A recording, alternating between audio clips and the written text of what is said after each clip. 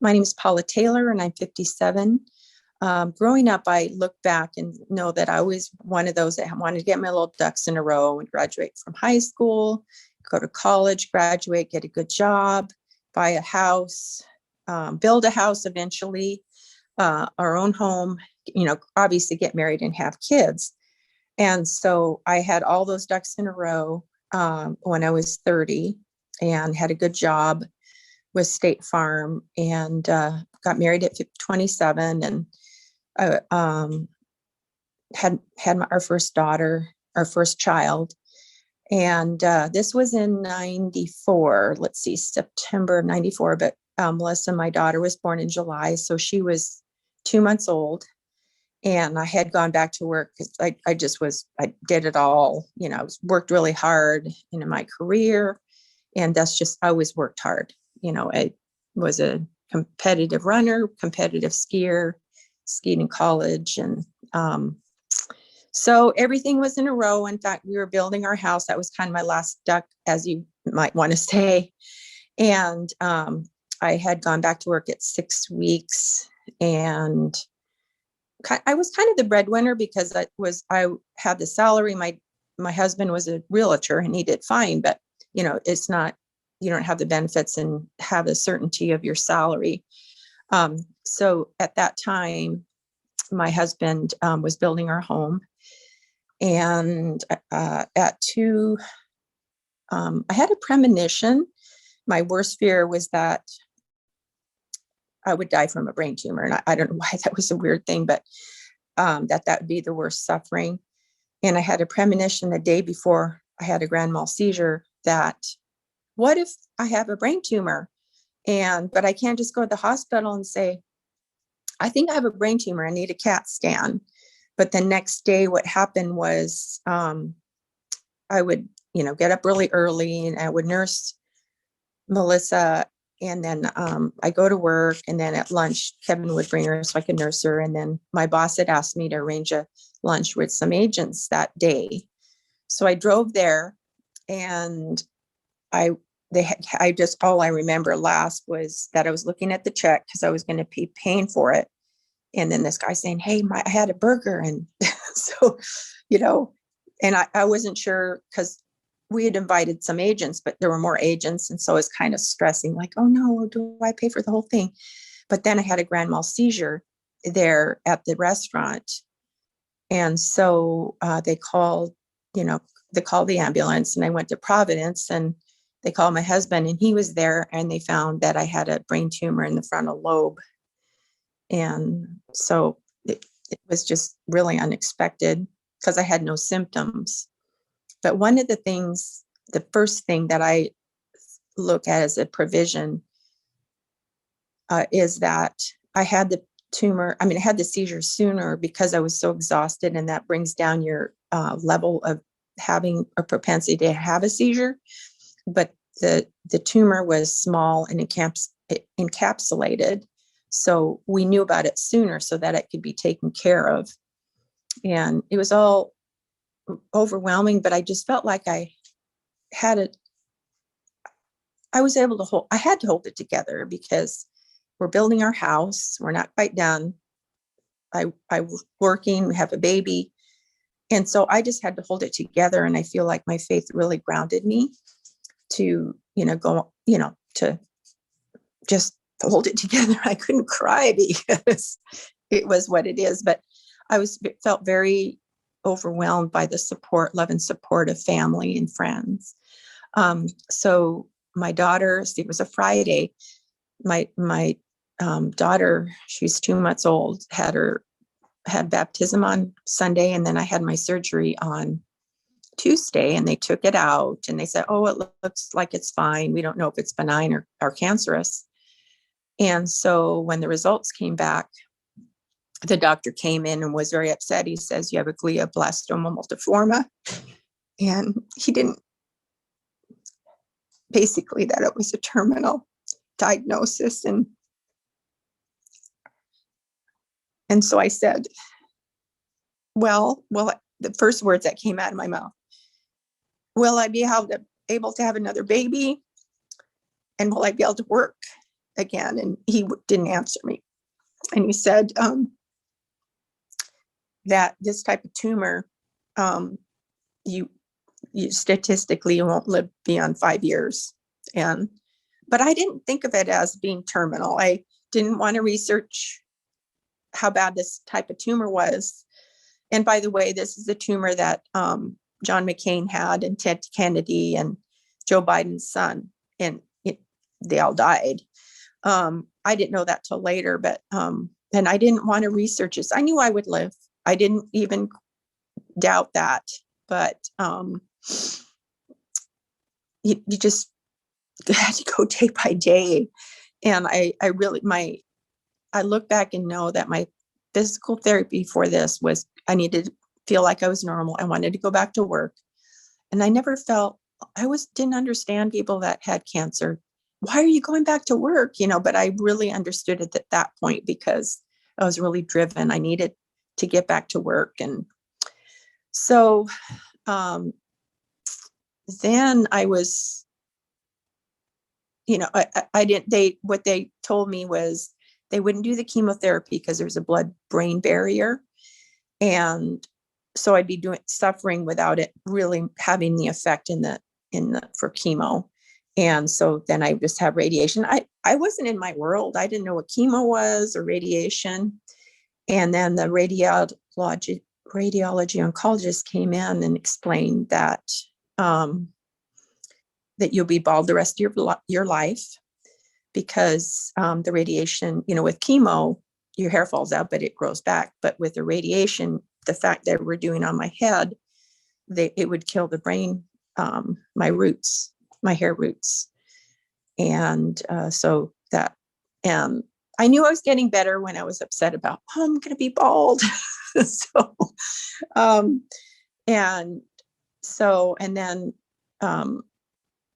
And then I met with my oncologist, and so she said, do you realize the seriousness of this tumor?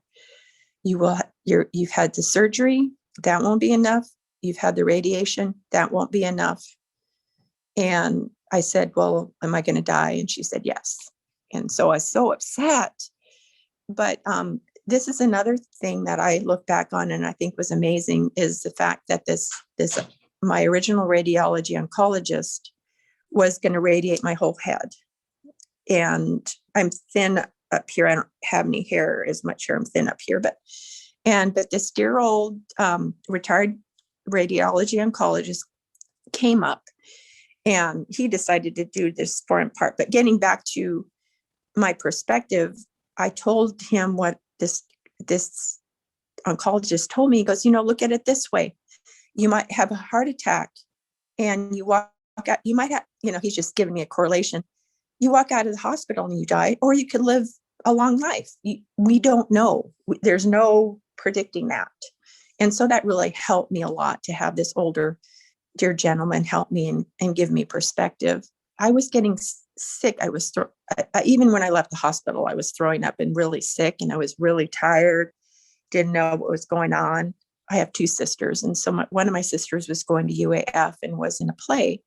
So my mom, my sister, and I went up, and I got so really sick. I was just, I couldn't even go. So she had to bring me to the emergency room and found that there was something going on in there. They didn't know. And so the quality of their CAT scan wasn't as good. So I came back down and then go to your doctor. And so they, did a CAT scan and found out that I had a brain abscess, because when they did the surgery, staph infection got in there.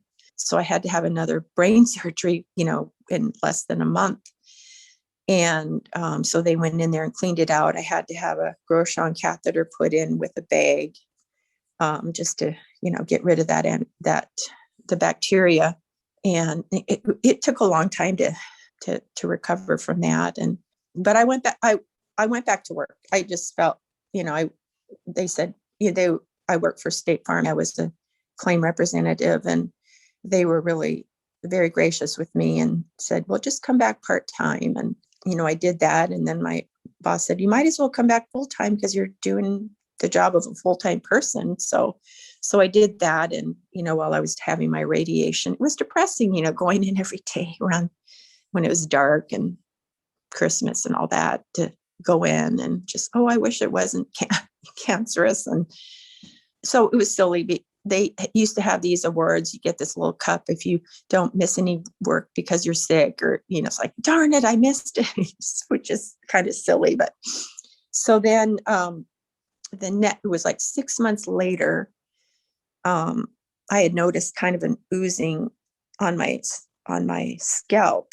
And I'm thinking, I wonder what's going on. And so I called the doctor's office, and they were closed. But they said, you need to go to the emergency room and have it checked out. And they said, well, I think you have a bone infection.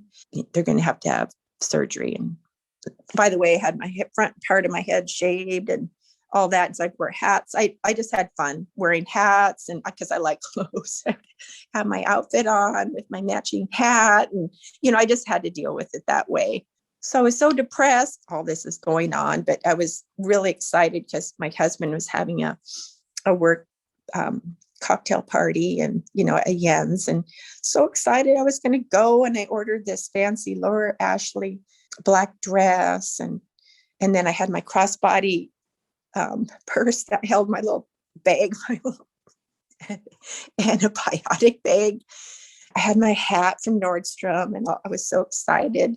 By that time, we had to move in with my parents because after that second surgery, I couldn't, with Melissa being 2 months old, but the dress wasn't coming. And my mom was like, so she called them and said, hey, and then I ended up getting 3 dresses.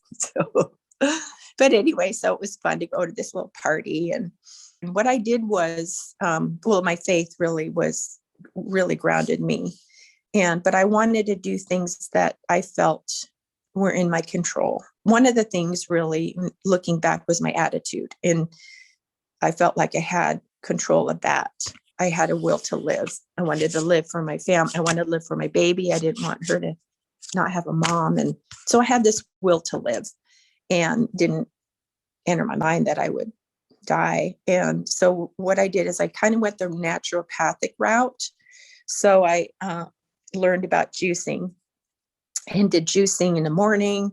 And then I had a juicer at work. And so I brought all my vegetables to work, and I would do that. And I went to Anna's Health Food, and she was really helpful for me to get like cat's claw and shark cartilage and these different extracts. And I got oils different oils, and just try to do whatever I could do,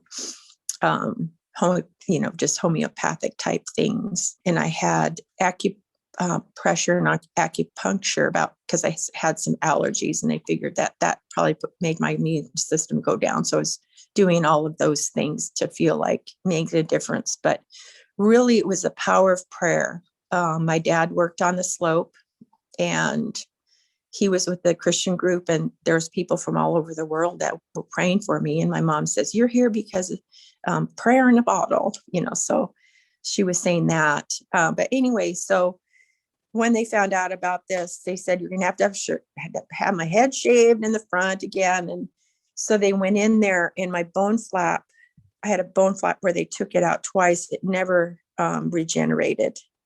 And so it was just floating, and they had to take that out. So I had a big cave in on my forehead. They said, well, in a year, you'll have to have reconstructive surgery to put in a cranioplasty. So then I had to have another surgery a year later. Over the years, it's kind of, you can see it, it's been 30 years ago. I'm thankful because the only resulting that I have to deal with is my hair is thin in the front. But the radiology oncologist nurse, I told her, I'm going to will my roots back. And she goes, well, considering the level of radiation that you have, your hair will not grow back. Well, I mean, obviously this part didn't, because they didn't have the radiation, but in the front, it did, in a way where you can't really tell. What really humbled me, the other thing for me in my personality, was that I always work really hard. And I had my dear great grandpa was there, and he's always so profound. And what he said, that Paula, she worked too hard. So he was, saying she worked too hard. she needs to slow down.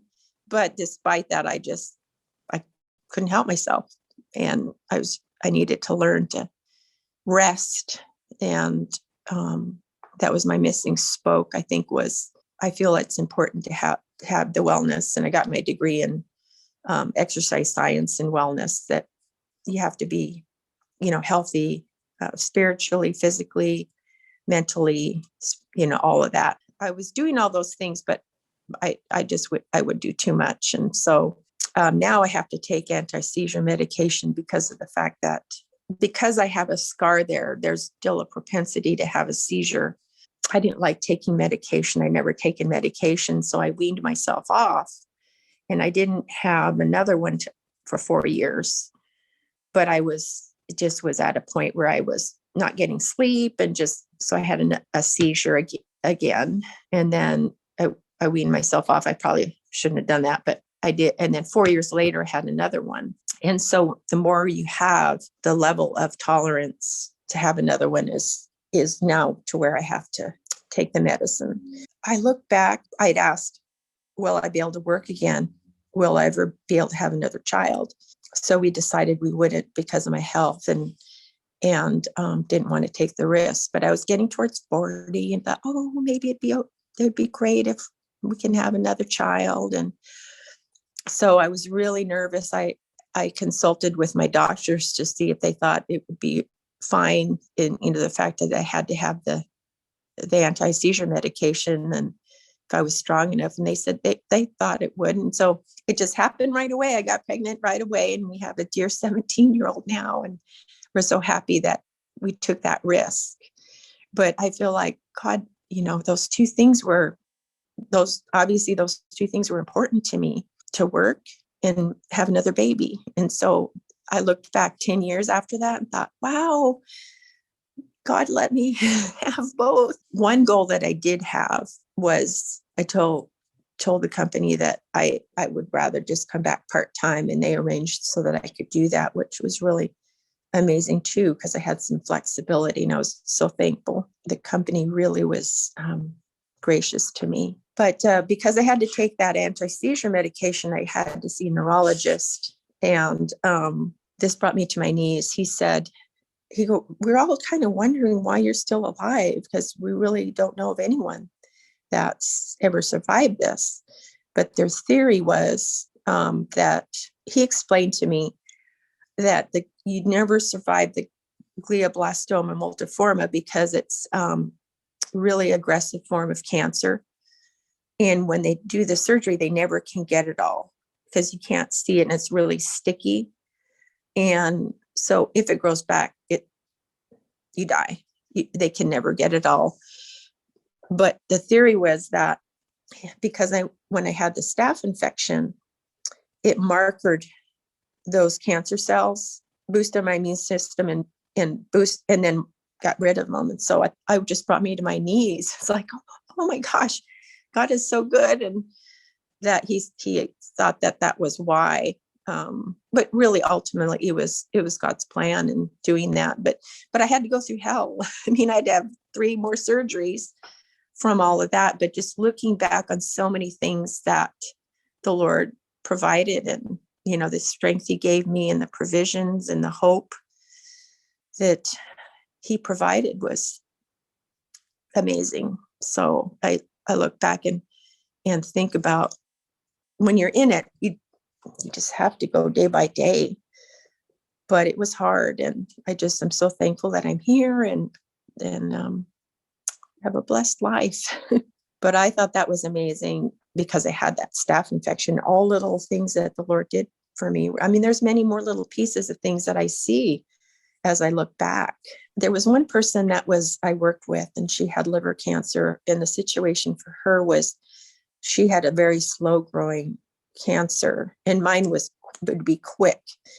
But what she said was, God has me here on earth for a purpose, and I'm going to do whatever I can. And so what she did was she started, it's called Mary Magdalene House. So, but she ended up passing. And I think about, well, God, what is my purpose here? I think about that, and there's a reason I'm here. And I was saying to Kevin, well, Kevin, why am I here? And what does God want me to do? And he goes, well, you just live day to day. And, maybe it's you're raising Emily and her being you being the mom of an amazing little girl. I don't, that might be it. And we're just so happy with Emily. She's a great girl, and her 2 daughters are amazing. And so that's my story. That's amazing, first of all. Mm-hmm. And what a blessing that Mm-hmm. you're here and you can share this story. Are there things that you still do today that you do, like you mentioned juicing and other things that you did? What I have done is given the advice to other people about, the juicing and things, but I have the juicer, but I've given them, to other people, but I don't do that anymore. But I do try to have a, healthy diet. I have my smoothies, but I do try to take kale and spinach and all of that, and just try to have a healthy diet and more of a natural diet. And food, I think, is one of the most crucial things in our life. We are what we eat. I do continue, not the juicing, but I do try to continue to have the healthy foods and, what's important. And then my faith was really, I continue to draw on the Lord's strength for me. There was this kind of an Eastern essential oil. I recognized that I was a worrier. So I got the worry free. I put it in my car, and then I think O2, different ones. And so I had done that. Then my older daughter says, Paula, you don't worry as a mom. You don't worry. And I thought, hey, I don't worry anymore. But, you just kind of focus on these certain things. Were there any moments where you were surprised by humanity or your faith? I have been amazed by the love of friends and family. I mean, it's so inspiring, and how people just came together. And we were living with a couple, Keith and Lillian Lowers. And I look back at, it was a perfect place for us to be, because they were there, supporting, and they're just an amazing couple. We were going to First Presbyterian Church at that time, where we got married and my parents go. And the pastors that were there were just so perfect. It was a small enough church, and we were involved enough to where Dr. Blyvik was the pastor, and he had the gift of hospital visits. And so he really ministered to me. And then there was associate pastors, and they came in and prayed before I had my surgery. It was just all these things. But I just feel that there's so much love and support. And I feel fortunate that I had that support system, and that people are full of love and caring, compassion is what I look at. And for all of it, it was people, really, the relationships. And I think God values relationships the most. And I have a gracious God, and He's there. I just feel like I've been lavished by His love. And then the extension is the people that care, and help me at, friends. And so that's really, I think, inspiring, is the people that love and care. I really like your advice about attitude. I think that definitely makes a big difference. Yeah. Have any other lessons that you want to share? Oh, go ahead. My husband, he's such a gift to me. He was just a rock through all of this. Like, one of the first things I thought when I found out I had the brain cancer, I'm just glad it's not my baby or my husband, because I think it'd be hard on the other end. Because when it was me, I feel I had control, as far as the attitude. But my husband is just a rock, and he's always been there and calmly dealing with all of the, like this seizure or that seizure. I had 4 seizures, and, I couldn't drive for 6 months after each one. But other lessons, I guess, I'm kind of everybody's different, but I'm a kind of a turtle. I just plod along slowly and try to have my routines and build on what I have. And my faith is really why I'm here, and who I am is my faith in the Lord. And do you have anything else to add about your story or anything like that? I did end up having being diagnosed with breast cancer in 2017. That was hard. But on the other side of things, like I retired after 30 years with State Farm and had a great career. And we were blessed to be able to afford my not going to work, because Kevin has done well with his real estate. So I feel blessed I don't mind working, but it's nice to have been able to look, when I had the breast cancer, that it wasn't a piece of cake, but I was able to feel the emotion of nervousness. Did I have it or did I not? And what kind it was and all that, but just tried to live day to day and do my best. Well, I want to give you a big Anabase. Thank you for sharing your story. I think lots of people that I know have gone through cancer and the disease and different things, and just life in general sometimes throws things. Mm-hmm. And I appreciate you sharing your Yeah. story and what helped you, and also how amazing it is that you're here, and Mm-hmm. that you have such a strong faith that brought you through. So thank you so much for sharing. Oh, yeah. Thank you and for having me.